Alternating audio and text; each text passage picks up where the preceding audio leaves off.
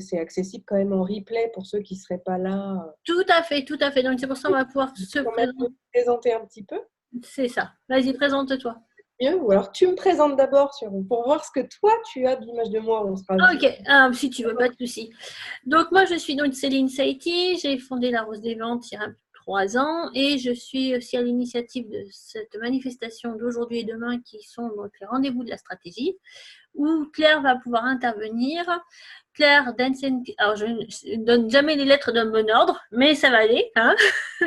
Densencom, où Claire est révélatrice de personnalité d'entreprise, donc elle vous aide à vous affirmer en tant que chef d'entreprise, de découvrir en quoi vous êtes unique et vous aider dans votre communication, tout type de communication, que ce soit du print ou du digital, réellement révéler votre identité d'entreprise pour que vous puissiez enfin vous différencier par rapport à vos concurrents. Et se différencier, ça passe par plein de choses, mais également la communication. Est-ce que j'ai bien résumé ton métier? Oui, ça va, c'est pas mal. Bon, alors maintenant, je me suis dupliquée, je me suis dédoublée, puisqu'on a 2 entités aujourd'hui, comme je le disais en intro. Il y a NCNcom qui est vraiment la partie création de supports de communication, donc de l'identité au support réellement. Donc on a vraiment deux choses différentes, les supports étant aussi vastes que l'est mon imagination en général. Et là, ça va très loin. J'adore détourner justement les objets. On aura l'occasion d'en parler justement dans ce webinaire, plutôt dans cette conférence. Et puis j'ai la partie Misscom qui est née il y a bientôt 3 ans, puisqu'on est sur la saison 3 justement de ces fameux lives, où là, c'est plutôt ma casquette de formatrice qui vient vraiment pousser parce que j'ai vraiment à cœur, au-delà de mon partage, de permettre aux entrepreneurs d'acquérir ces compétences-là. Parce qu'on est bien conscient que dans l'entrepreneuriat, on n'a pas les moyens de payer une responsable com à la carte, comme c'était justement mon fil conducteur quand je me suis lancée il y a 10 ans. Ça me fout un coup de vieux, là. Mais non, t'es jeune. Non, que je suis entrepreneur indépendant et que j'accompagne donc les entreprises dans leur communication et leur marketing pour une communication unique et authentique. Ça, c'est quelque chose d'important qui vient justement parfaitement définir le personal branding pour justement se différencier et puis pérenniser leur marque et leur entreprise. J'avoue que dans ces cas-là, mon objectif à moi, c'est pas de bien faire communiquer. Comme je dis, moi, mon unité de mesure, c'est la réussite de mes clients. Donc, pour moi, c'est toujours un challenge très, très poussé et qui fait que, voilà, en général, j'en ai même parfois qui sont arrêtés dans leur projet, parce que ça arrive aussi, et qui m'ont dit, mais t'es sûr, vu l'entrain et la passion que tu donnais, tu veux pas reprendre mon projet? Non, je dors déjà entre 2 et 3 heures du matin, donc… Non, après, c'est vrai que je mets justement mes caractéristiques humaines et qui je suis au service de mon métier. C'est-à-dire que je suis en pâte, je suis HP certes, mais du coup je fais de la dimension à outrance, mais c'est ce qui me permet justement d'avoir une créativité en général qui dépasse les frontières. Je pourrais vous donner quelques exemples justement de supports qui étaient très très intéressants à faire, je pourrais vous montrer éventuellement. Mais voilà, donc bon, après à côté de ça, on m'appelle aussi la psy de la com. Je suis à la fois psychologue parce que je fais vraiment un travail de psychologie avec les gens pour justement révéler leurs caractéristiques et leur caractère unique et authentique. Et en même temps, on m'appelle la psychopathe de la com parce que je ne sais pas m'arrêter. Voilà, en gros. Et si vous avez des questions, surtout, n'hésitez pas, alors peut-être pas en direct pour éviter de nous couper, mais effectivement, la conversation est ouverte chez moi, donc je ne manquerai pas de répondre à toutes vos questions, puisque c'est justement le plus important, c'est de pouvoir répondre en direct sur des situations réelles, c'est toujours beaucoup plus parlant. Tout à fait, tout à fait. Et donc aujourd'hui, on va parler personal branding. Et dis-nous, Claire, ce que c'est exactement le personal branding. Parce que, ces termes anglophones, on ne maîtrise pas forcément tout. L'interrogation qui est, il n'y a pas assez de lumière. On dit que je suis un peu dans l'ombre. Et oui, le jour est en train de diminuer. Ouais, il fait moins jour, le jour descend. Donc, comme vous le voyez, je suis sous les toits et c'est un Velux, donc c'est un peu plus compliqué. J'espère que ça va mieux. Oui, tu vas briller par tes propos, t'inquiète pas. Alors, le personal branding, c'est littéralement la marque perso. Alors, il y en a qui disent marque personnelle. Moi, pour moi, c'est marque personnalisée. Et c'est là où justement, on va pouvoir vraiment venir s'amuser parce que dans l'entrepreneuriat, on n'a pas de cadre véritablement important. C'est jamais tout noir, c'est jamais tout blanc. Je pense notamment à Fanny. Tu le verras d'ailleurs dans le live qui t'était consacré sur la question que tu avais posée. Il y a des corps de métier, il y a des domaines d'activité où on est obligé d'être carré, d'être rigoureux, on a un cadre à respecter, mais une fois qu'on ne dépasse pas ce cadre-là, on va pouvoir se lâcher. Et alors, tu m'as dit qu'on pouvait partager l'écran. Oui. Je vais le faire 2 secondes, avec une image qui devrait résumer à peu près l'intégralité de ce que je viens de dire sur qu'est-ce que c'est que le personal branding. On n'est pas pour longtemps. Je vais juste vous partager ça. Hop. Voilà. J'ai fait ça très rapidement avant la conf. N'allez pas l'arracher là. Ça résume relativement bien exactement ce que c'est que le personal branding. C'est qu'au milieu de tout le monde, parce que ce soit dans la vente de produits ou dans la prestation de services, aujourd'hui, tous les marchés sont saturés. Les gens ne viennent plus, ni pour le prix, ni pour le service. Tout le monde s'est aligné. Tout le monde s'est aligné sur les prix, tout le monde s'est aligné sur le niveau de service. Et même aujourd'hui, ça va être les petits plus d'à côté. Tout le monde fait la course pour essayer d'en donner toujours plus. En fin de compte, les gens, quand ils ne viennent plus ni pour vos produits, ni pour votre prix, mais bien pour vous-même. Et à partir de là, cette image-là le montre finalement parfaitement, c'est qu'au milieu de la masse où tout le monde fait la même chose, ceux qui vont sortir du lot, c'est justement ceux qui ne vont pas faire les choses comme les autres. Alors le fond, bien évidemment, l'expertise va être la même. Et donc c'est pour ça que c'est la communication qui, elle, va pouvoir être très différenciante et pouvoir créer ce qu'on appelle l'engouement auprès de ces communautés. Et quand j'appelle communauté, ce n'est pas uniquement sur les réseaux sociaux. Hein. La communauté, c'est de la communauté de clients, ça peut être la communauté de fournisseurs, ça peut être la communauté de prescripteurs, admettons. Ça, voilà. On a plein de communautés différentes. Et c'est tout justement tout l'art du personal branding, mais aussi de la segmentation client. Alors, comme je n'ai pas pu voir les autres confs, je ne sais pas si ça a déjà été abordé, mais effectivement, moi, j'accompagne mes clients et beaucoup de clientes, surtout en ce moment, où on fait ce petit travail de fourmi et les gens ne s'en rendent pas forcément compte, mais on passe à peu près 6 heures ensemble à déterminer, donc les fameux personas dont vous avez sans doute entendu parler, mais qui va justement segmenter toutes les audiences, toutes les cibles de tout le monde pour pouvoir aller les toucher de manière complètement personnalisée. Et le personal branding, en fait, il intervient sur 2 notions. La notion de l'image du soi, de notre marque, de notre entreprise, mais aussi le côté personnalisation de l'audience et de à qui on s'adresse. Et celle-ci, souvent, on ne l'intègre pas du tout dans le personal branding, contrairement à justement ce qui devrait être fait. Donc le personal branding, concrètement, qu'est-ce que c'est?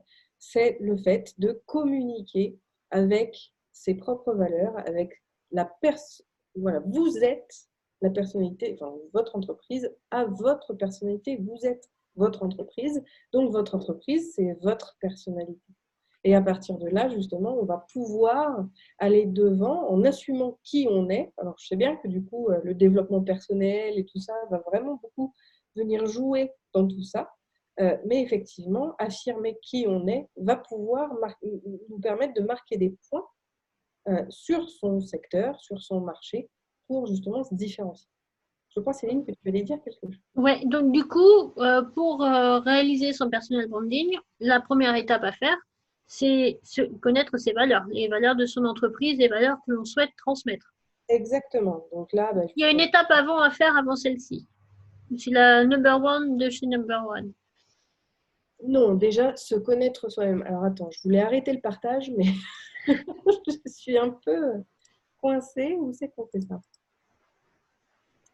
Couper mon audio, non. Et en bas, le petit carré vert. Arrêter le partage. Voilà. Voilà. Mais effectivement, on va aller, et c'est moi ce que je fais, donc par exemple, moi mon offre qui tourne depuis 10 ans dans mon entreprise, c'est l'offre Start Me Up que j'ai mis en place, qui est en fait le fait justement start, et puis moi, et puis up, justement, d'aller au-delà et de bien démarrer les choses. Et dans ce package, il y a l'identité et les supports indispensables, donc site web, carte de visite, papeterie, réseaux sociaux et une plaquette commerciale, soit virtuelle, soit papier, pour justement pouvoir combler tous les besoins, enfin verrouiller tous les besoins de départ d'une entreprise quand il faut qu'elle communique. Et le premier point, ça va être effectivement son image de marque. L'image de marque, c'est quoi? C'est son identité visuelle, c'est son logo. Alors, j'entends bien évidemment, et j'en ai beaucoup qui arrivent en disant oui, mais au début, on n'a pas les moyens. Bon. Sans parler du débat sur le fait que si on n'a pas les moyens d'investir pour son entreprise, en général, ça part un peu mal. La première chose à faire, c'est que sa propre marque, c'est nous-mêmes. Donc, on n'a pas besoin forcément d'image de marque en tant que telle, effectivement, mais bien se connaître et connaître ses points forts, ses caractéristiques. Donc, comme je vous l'ai dit, moi, je mêle mes caractéristiques humaines à ma propre marque, mon empathie, ma générosité, ma positivité, font partie de ma marque parce que je suis comme ça. Et il y a un autre gros avantage à ça, c'est surtout comme je le disais, ça va nous permettre d'embarquer les gens avec nous. Et c'est comme ça qu'on a des communautés qui vont nous soutenir et pour qui on va être finalement la référence dans notre secteur d'activité pour répondre à leurs besoins en cas de besoin, justement. Sauf que, c'est comme je dis, je prends souvent cet exemple-là du patron super sérieux ou, par exemple, dans le médical, je vais prendre quelque chose de complètement antinomique, mais c'est justement pour faire le pendant et l'analogie. C'est dans le secteur médical. Si tu te mets à mettre de l'humour avec du scalpel, ça fait des dissonances cognitives, ça c'est au niveau du cerveau, on ne supporte pas ces images-là. Donc, et on n'a pas confiance, le sentiment de confiance ne va pas pouvoir se créer, et parce qu'on n'est pas... formaté pour. Comment? On n'est pas formaté à ça. On n'est pas habitué. C'est même pas ça, c'est qu'on n'est pas cohérent. Il y a une cohérence à avoir à la fois pour son marché, mais vis-à-vis de soi. Et ça marche donc, je prends cet exemple-là parce que c'est caricatural et ça permet de comprendre, mais on va avoir exactement les mêmes mécanismes vis-à-vis de soi. Tu fais de l'humour sur les réseaux sociaux, tu vas à fond dans l'humour burlesque. Bon, c'est un acte de communication, mais quand en face, quand tu reçois en entretien quelqu'un, puis que finalement tu es toute timide comme ça, et que tu te rends compte, ça ne va pas le faire. Hein. Ça ne le fait pas, et il n'y a aucune notion de confiance, donc tu ne convaincs pas les gens. Et à partir de là, finalement, tu n'arrives pas à convaincre, tout simplement, d'être la personne qu'il faut aux gens pour travailler avec elle, que ce soit en produit ou en service. Hein. Encore une fois, ça va être la même chose. Tout à fait. C'est ce qu'on disait ce matin par rapport au charisme. Le charisme, c'est une manière innée, mais ça se travaille. Et il ne faut surtout pas jouer un rôle parce qu'à un moment donné, les masques tombent. Et c'est là où c'est le pire, parce qu'entre l'écart, l'image qu'on voulait donner et ce qu'on donne en réalité, il y a ça. Et la marche, elle n'est pas bonne du tout. Elle est fatale. En tout cas, je disais en intro que j'avais quelques exemples. Je vais vous donner l'exemple de Delphina. Delphina, c'est une cliente que je suis depuis 3 ans maintenant. J'ai des clients qui sont très très fidèles. J'ai un taux de fidélisation de peu près de 95%. C'est-à-dire que chaque personne revient à chaque fois pour me demander des services en plus ou pour être accompagnée, etc. Donc, ça fait justement partie du critère de réussite. Un des éléments à justement garder en soi, c'est aussi ça peut être ça dans sa propre marque. Delphina, je lui ai créé un logo. Donc, elle, ce qu'elle a, c'est un e-shop de produits dérivés. C'est une fan de séries, de films, de mangas, de super-héros, tout ça. Et puis du coup, elle a décidé un jour qu'elle voulait vendre les produits dérivés aux fans comme elle, parce qu'on adore avoir la collection, les pop, les machins, puis elle adore son père, les trucs, les goodies, ses goodies favoris sont les pop. Les pop, c'est ces espèces de petites figurines qui ont une énorme tête un peu carrée. Oui. Et du coup, et c'est pour ça que je dis, moi après, je vais bien au-delà, j'ai créé son nom de marque. Et ça, le nom de marque, j'en ai beaucoup aussi à mon actif. Et j'ai créé donc son identité. Et son identité, c'est quoi? Elle m'a envoyé une photo d'elle et je l'ai dessinée en pop. Donc le nom, c'est Goodies Pop. Le logo de Goodies Pop, c'est Delphina. Et alors, je n'étais pas du tout au courant, mais avec tout le travail justement que je fais d'introspection envers la personne et tout le travail que je fais moi, c'est-à-dire je vais rentrer dans l'univers de la personne. C'est pour ça que je dis révélatrice de personnalité d'entreprise, c'est ça, c'est que je vais aller révéler les caractéristiques de l'entrepreneur. Eh bien, elle m'a dit, grâce à toi, je m'accepte enfin. Et je ne comprenais pas. Et c'est quelques mois plus tard qu'elle m'a avoué qu'elle avait eu un cancer du sein, qu'elle avait été obligée de se faire enlever les seins et que depuis, elle ne se supportait plus du tout. Et que grâce à l'identité de sa marque, elle arrivait à renaître quelque part. Donc, enfin, tu vois, j'en ai des frissons quand je le raconte, tellement je trouve ça beau et humain. Et au final, on est clairement exactement dans ce que j'essaye de faire toujours avec mes clients et de les pousser à l'authenticité. Parce que c'est prendre des raccourcis finalement aussi. Ah, bien sûr, on va beaucoup plus vite. Hein. C'est clair. Travailler sur soi et sur le rayonnement de ses qualités, de ses compétences, c'est le meilleur moyen de convaincre plus vite, d'avoir plus vite de réussite, d'avoir plus de retours. Parce que forcément, quand on a des clients qui sont contents, ils vont être engagés. S'ils sont engagés, il y a beaucoup de retours clients, il y a beaucoup de choses comme ça. Il y a le bouche à oreille qui marche beaucoup plus aussi. Donc, en fin de compte, vraiment, le personal branding, ça va être un accélérateur à la fois de visibilité, mais également de crédibilité par rapport à sa marque, qui va vous permettre d'aller bien au-delà du simple lancement d'entreprise ou du petit entrepreneur qu'on peut être. Je dirais même que le personal branding, ça donne la colonne vertébrale de l'entreprise parce que ça va révéler qui on est réellement, quelles sont les valeurs de l'entreprise et ce que l'on fait et ce que l'on veut faire. Parce qu'une offre d'entreprise, il y a bien sûr les capacités qu'on a pour le faire, il y a ce que font les concurrents, mais il y a aussi ce que l'on a, nous, en nous-mêmes, et nos valeurs, et comment on les met en valeur. Et le personal branding va pouvoir révéler tout ça. C'est ça. Et puis, je veux dire, on va pouvoir convaincre de manière totalement différente. Et c'est justement, si vous voulez la remettre, mais voilà, ma petite image, elle est parfaitement, elle résume bien, encore une fois, ça aussi. C'est qu'aujourd'hui, comme je le disais, on est très nombreux sur les différents marchés. Tous les marchés sont saturés, on fait tous les mêmes choses, on est tous au même prix. Et bien, ce qui va nous permettre de sortir du lot, c'est d'avoir quelque chose qui est différenciant. Et la source de différenciation, ça va être la communication, mais qui va être en fonction, encore une fois, de nous. Sinon, ça crée un décalage et les gens sont, au lieu d'être convaincus et de venir vers nous, ils vont nous fuir. Ça va être c'est dommage. Ça fait vraiment partie de tout ça. Donc, on a vu aussi donc, par là le pourquoi est-ce important et comment on le met en place. Bien évidemment, ça va être déjà de travailler sur soi. Moi, je le fais, j'accompagne mes clients dans tout ce processus-là pour voir, parce que entre ce qu'on pense de soi, ce que les autres voient de nous, il y a déjà beaucoup d'écart, on accepte de voir, parce qu'il y a aussi une histoire d'acceptation de tout ça. Donc, pour pouvoir le révéler au monde, il faut pouvoir l'assumer aussi. Et ça, c'est quelque chose qui est très qui n'est pas évident à tout le monde, et c'est pour ça qu'on a tous une façon différente. Si tu veux, le personal branding, c'est la signature, et pour moi, c'est la même chose que le fait que tu sois toi. Une Céline, il n'y a que toi qui est Céline Saïti de la Rose des Vents. Oui, je vous confirme. Le personal branding, l'image de marque de l'entreprise, va refléter la personnalité de l'entreprise et donc de l'entrepreneur, puisque c'est une émanation, c'est la continuité de la personne.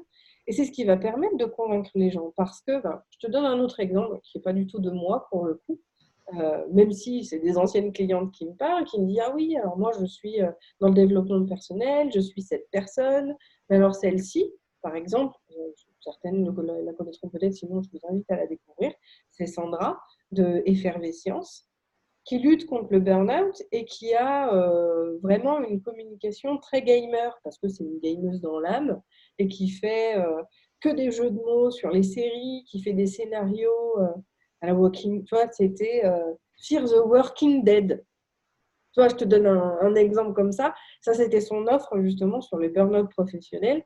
Et justement, une cliente à moi qui est coach, elle aussi, me disait « Mais tu vois, Sandra, elle me perd dans toute sa com. » Et je dis, mais justement, c'est là où il y a tout l'intérêt, c'est que finalement, ceux qui suivent, ce sera ces bons clients, et ceux qui ne la suivent pas, c'est les bons clients pour toi. Enfin, je résume, bien évidemment, bien sûr. mais ça permet aussi de sectoriser et de garder justement ses propres parts de marché. Parce que ce qui va parler à quelqu'un, ta manière de parler à toi va convaincre les gens vis-à-vis de toi. Et je ne sais pas si tu le connais, Mathieu Dumoulin, qui fait un peu comme toi et qui est sur l'île. Lui, il a au contraire une communication ultra institutionnalisée. Ça va être notamment les hommes, parce que les hommes, ils aiment bien quand c'est super carré, super organisé, vont être beaucoup plus attirés par l'image qu'il dégage et par sa façon de parler. Donc, bah là, justement, on en vient à comment mettre en place son personal branding. Au-delà du côté, on va partir du postulat qu'on sait qui on est, on connaît nos caractéristiques et nos compétences. On va pouvoir le faire à travers l'image, à travers les textes. On va pouvoir utiliser tous les sens, finalement, les sens humains, le toucher, la vue, l'odorat, l'ouïe, pour pouvoir justement mettre en avant tout ça. Donc, si tu es à base de faire, moi je le fais de temps en temps, mais je sais que c'est quelque chose qui passe forcément, mais j'ai un véritable humour de merde. Et donc, du coup, c'est vrai que de temps en temps, je laisse échapper quelques vannes de merde sur les réseaux, mais je ne vais pas trop le faire parce que justement, ça pourrait me discréditer, même si ça fait partie de moi. Donc, je le laisse par petites touches. C'est d'ailleurs notamment le fait, tout l'intérêt de mettre Claire part en live sur Misscom le vendredi, c'est que là, je me lâche. Et si je dis, voilà, je suis quelqu'un, je dis facilement des gros mots, et sur ce live-là, je ne vais pas me retenir. Alors que sur les autres, je vais être beaucoup plus professorale, justement, pour que ce puisse être accessible et acceptable pour les gens. De la même manière, le Claire part en live du vendredi, il n'est pas publié sur YouTube. Et si je ne le fais pas, ce n'est pas pour rien. C'est que le côté, justement, plutôt personnel, et puis part en live et frivole quelque part de ma personnalité ne serait pas acceptable sur ce support de communication-là. Donc pareil, le personal branding va aussi venir sur le choix des supports de communication qu'on va faire. Il va vraiment nous suivre de partout. Et comme je le disais, on va toujours faire des variations sur le plus ou moins acceptable par rapport à ce qui ne l'est pas vis-à-vis de ses clients potentiels et de ses visiteurs.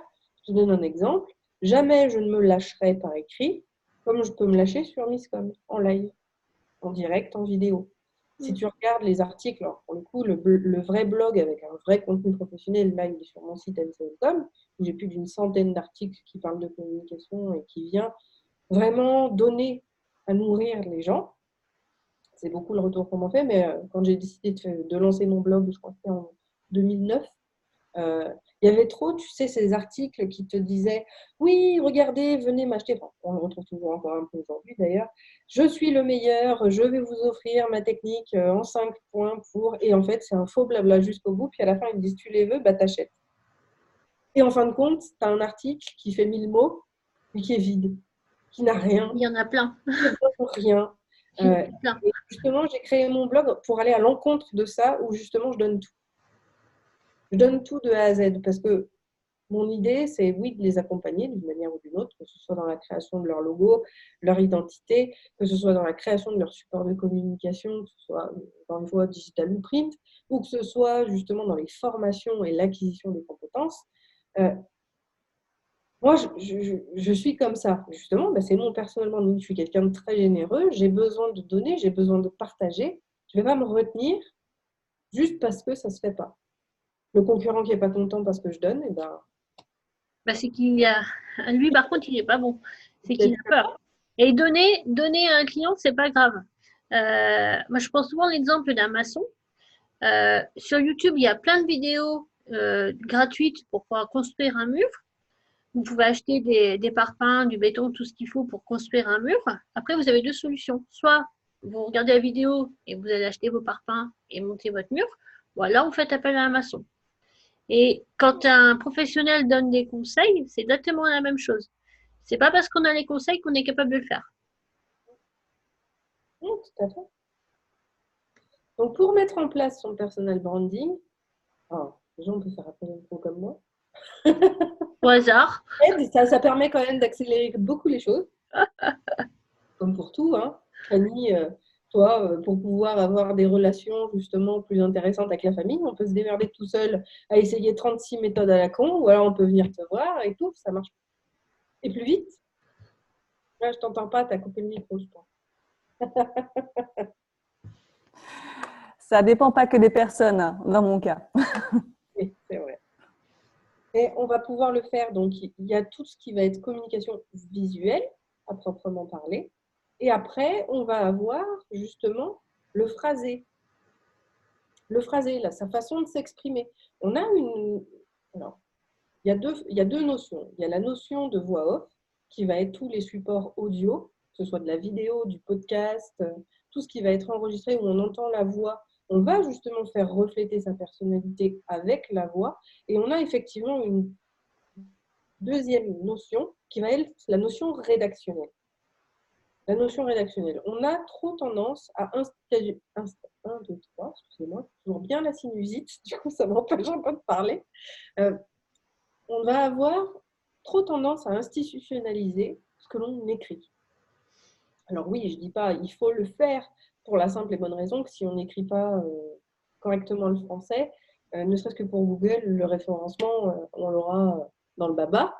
Donc il vaut mieux avoir quand même un langage suffisamment soutenu pour être compréhensible à l'écrit.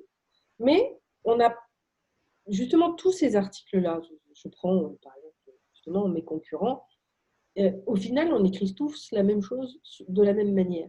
Donc, un des moyens de se différencier, et là pour le coup, ce n'est pas forcément auprès de clients potentiels, mais bien par rapport à Google, ça va être de le faire en fonction de comment on s'exprime. Donc ça fait déjà un point de différenciation. Mais il y a aussi de la façon dont on le vit. Et la façon dont on vit les choses et qu'on les retranscrit, on peut avoir un texte qui va être totalement différent. Et là, on va sortir son épingle du jeu. Alors, comme je le disais, ça va pouvoir convaincre effectivement de futurs clients. Mais on va aussi pouvoir beaucoup plus plaire à Google.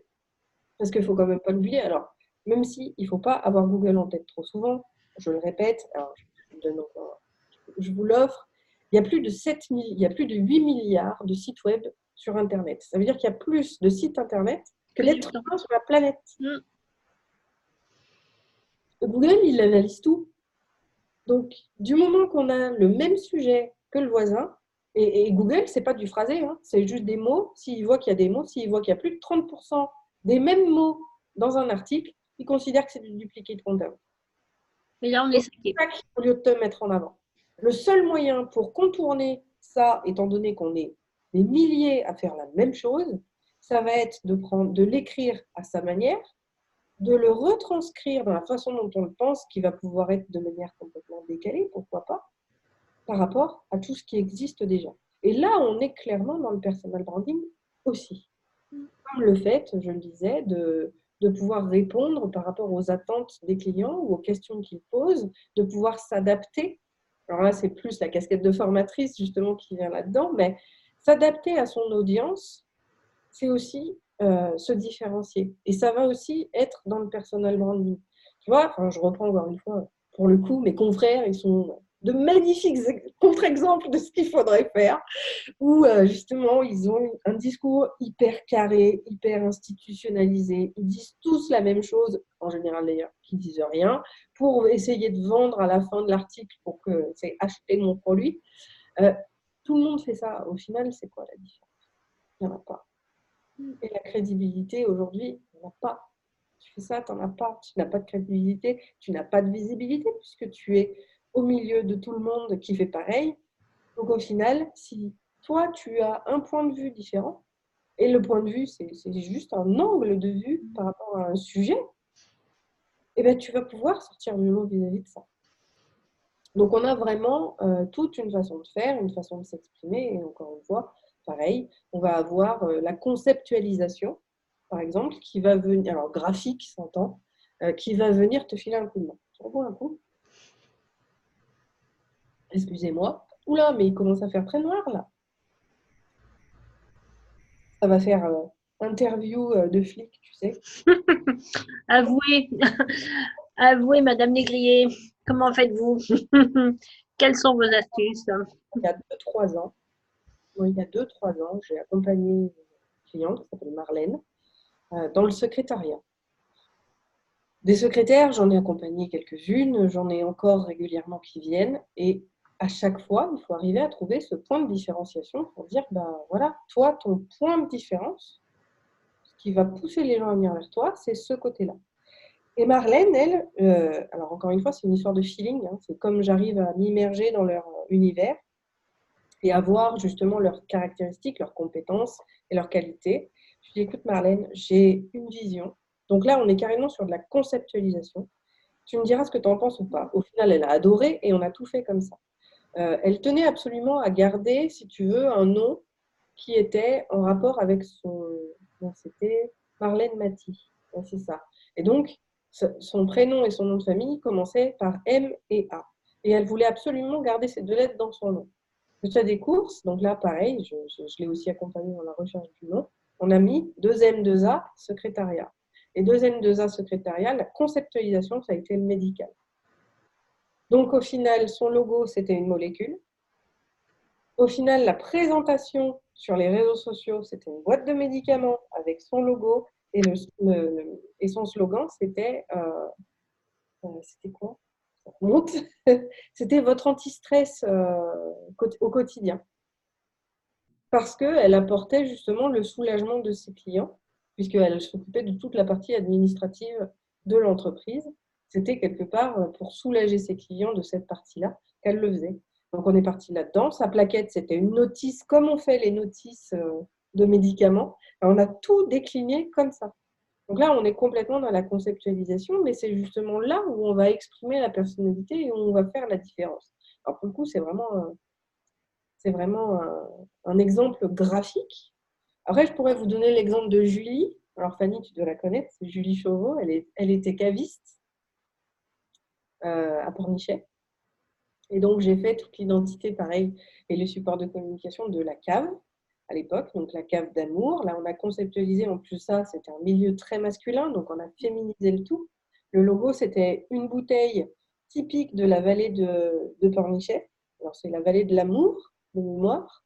Et la vallée d'amour, c'est en fait, chaque région a une bouteille spécifique. Dans le vin, voilà, celles et ceux qui ne savent pas, chaque région a sa forme de bouteille attitrée. Et donc, du coup, le logo, c'était justement une bouteille donc, de la vallée de l'amour, avec écrit la cave d'amour. Et en fait, derrière, j'ai réalisé en fait une espèce de cœur qui ressemblait à un pétale, sauf que ce n'était pas un cœur, c'était une louche. Et il y avait là-dedans un espèce de trompe-l'œil qui était fait exprès, et ça représentait justement la féminité dans un monde masculin, et où on a pu justement s'amuser. Et donc après, tout a été jeu. Je te donne un exemple donc, de support, parce que ça c'est quelque chose que j'adore faire aussi, c'est la déclinaison d'outils. Mais alors ça peut être les supports de communication, mais ça peut être n'importe quoi. Hein. Si tu regardes justement sur Misscom, l'outil que je donne le mardi, des fois, voilà, c'était quoi, mardi, j'ai donné Doodle. Pourtant, Doodle, c'est un truc pour organiser tes réunions. Moi, je l'utilise pour me faire des alertes pour organiser mes actions de com. C'est-à-dire que quand j'ai mon plan de com, je sais qu'à telle date, il faut que je fasse ça, à telle date, il faut que je fasse ça. Je peux utiliser Doodle pour pouvoir me mettre les alertes et puis pour plutôt styliser et visualiser mon plan d'action. Donc, détournement d'outils. Je reviens à Julie.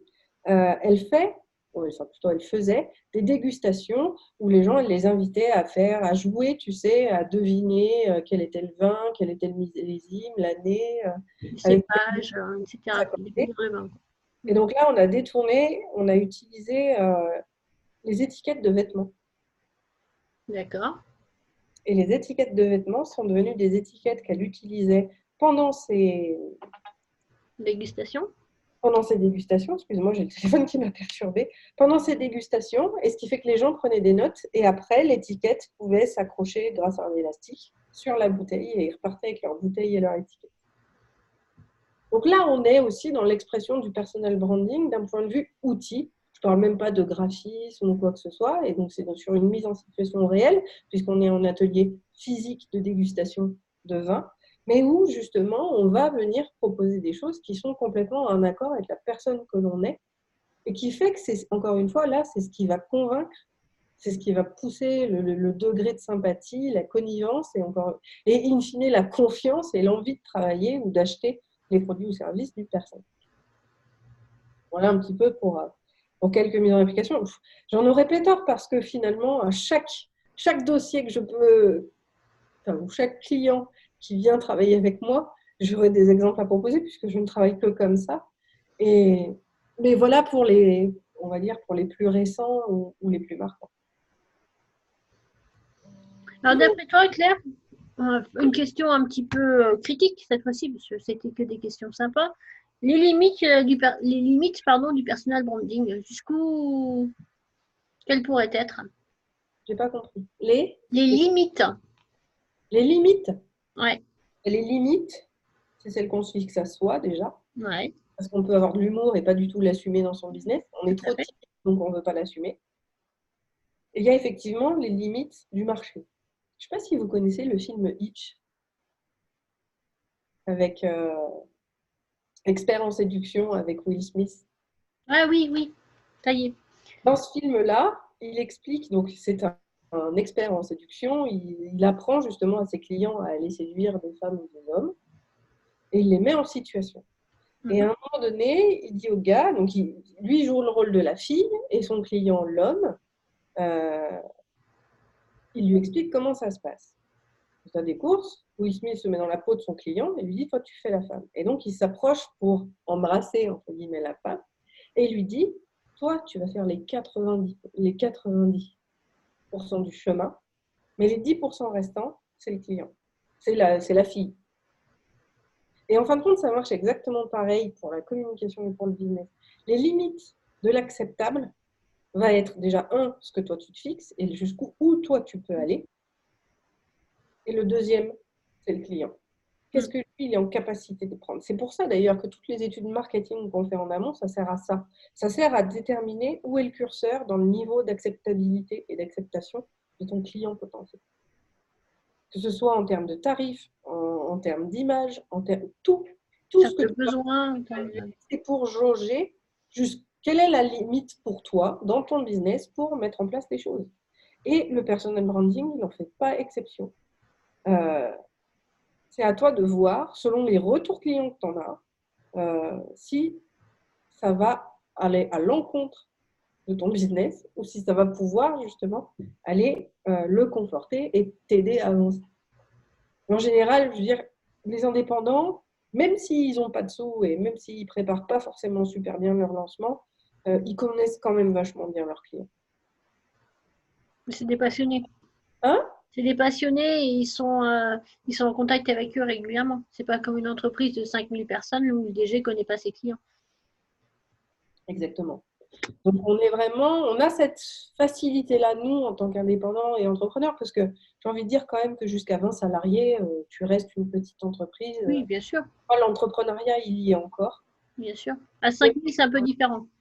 Parce qu'on est vraiment au cœur des problématiques de ces clients, on est au cœur de les entendre. Alors, il y en a encore qui font croire, il y en a beaucoup dans ma branche, qui font croire que les gens sont super importants, puis au final, ils se servent juste d'eux pour vendre et puis basta. Puis en général, les produits qu'ils proposent sont des produits pour lesquels ils sont en affiliation et sur lesquels ils touchent des coms. Donc, il n'y a aucune objectivité dans ce qu'ils proposent, tu vois. J'en ai une en question qui promeut son collègue de l'AZ, pour te dire, et alors qu'il est nul à chier. Et tu vois, ça, c'est une hypocrisie que moi j'ai envie de dénoncer, parce que dans le domaine du marketing, pour le coup, les gens savent très bien, c'est tout transparent. Lui, c'est une merde, lui, c'est une merde, lui, c'est une merde, lui, ce qu'il fait, c'est de la merde, lui, ce qu'il fait, c'est de la merde. Ouais. En fait, il a juste plein de copains qui lui donnent des super notes, des super avis, tu sais, c'est du copinage, et en fait, c'est que du fake. Le mec, ou la nana, parce qu'il y en a, oui, bien sûr. a plus de produit marketing. Et là, il y a zéro branding. C'est juste, il est lui-même un produit marketing qui a été touché par son environnement et par les liens qu'il a pu avoir, mais c'est tout du bullshit, quoi. Et donc, finalement, tu te retrouves avec des gens qui sont... heureusement pour eux, de temps en temps, il y a des gens qui sont satisfaits, mais si tu regardes, et ça, c'est justement un point de vigilance que j'ai envie de donner, si vous avez envie d'aller voir quelqu'un parce qu'il a une renommée, soi-disant, regardez les témoignages qu'il a. Regardez bien les témoignages clients, parce que si ce sont des collègues, si ce sont des noms relativement connus, c'est soit de l'achat, soit du copinage. Parce qu'il y en a qui payent hein, pour avoir Là, c'est pire. Et là, on n'est absolument pas on n'est pas dans du personal branding, ou en tout cas, on est dans un faux branding qui pousse simplement à chercher le client, à rameuter le client, juste par le levier de la confiance, alors qu'en fin de compte, c'est que du fake. Donc ça fait partie justement des points de vigilance à avoir. Et il vaut mieux quelqu'un qui va vous dire, qui va peut-être être plus, moins communicant, moins baratineur que. moins pro dans sa communication. Je veux dire, les erreurs, il faut aussi les accepter dans l'entreprise. Oui. On n'est pas tous Claire Chazal. Hein. Voilà. Non, c'est. Et puis même Claire Chazal, elle fait des bourdes. Oh, je suis embêtée, je voulais aller allumer, ça vous embête pas? Parce que là, je vois ma tronche toute jaune, je suis pas sûre que ce soit très agréable ni pour vous ni pour moi. Je reviens. Si vous avez des questions, n'hésitez pas. Hop. Là, ça devrait aller mieux déjà. Non, mais je pense qu'on a fait le tour. À moins que Christine, Aurélie, Fanny, vous ayez des questions, bien entendu. Mais tu nous as bien décrit ce que c'était que le personal branding, comment ça se passait, comment on le construisait, à partir de quoi on le construisait, comment on le faisait. Et puis attention aux limites avec les faux branding ou les faux personnels, ça va où on le met. Il ne faut pas se perdre non plus à ne vanter qu'une seule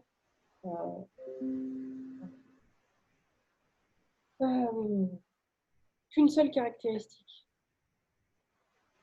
Je te redonne l'exemple de l'humour. Il ne faut pas se créer un carcan autour d'une seule particularité.